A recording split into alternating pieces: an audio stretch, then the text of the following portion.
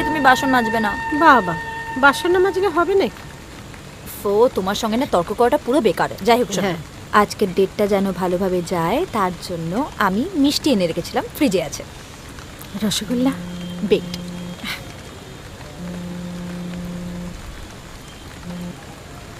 কাল আমি ঠিক টাইমে পৌঁছে যাবো বিকেলে, ডোন্ট ওয়ারি। বাবার সঙ্গে ওরকম করে কথা বলিস কেন রে? একটু মিষ্টি করে কথা বলতে পারিস না?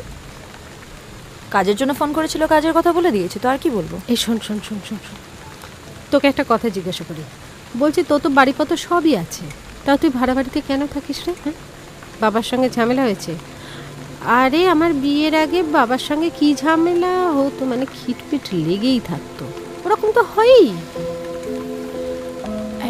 I don't want to talk about it. তুই না সকলকে এত জ্ঞান দিস, বিশেষ করে আমার উপর তো মানে জ্ঞানের গুলি চলে আর কি, কিন্তু নিজের বেলা একদম সচেতন নয়। এই যে এত ছেলেপুলেদের সঙ্গে মিশিস, কাউকে একটা মনে ধরছে না? হ্যাঁ, কারোর সঙ্গে একটা সম্পর্ক করলে তো ভাল লাগবে। আরে সবাইকে তো লাথি মেরে দূরে সরিয়ে রাখিস। মা মরে যাওয়ার পর নিজেকে আমি একটা জিনিস শিখিয়ে নিয়েছি, কাউকে ভালোবেসে তার প্রতি ডিপেন্ডেন্ট হতে নেই, না হলে সে লাথি মারবে। তার থেকে ভালো প্রথমেই সবাইকে দূরে সরিয়ে দাও। তুই তো আমাকে দূরে সরিয়ে রাখিস না।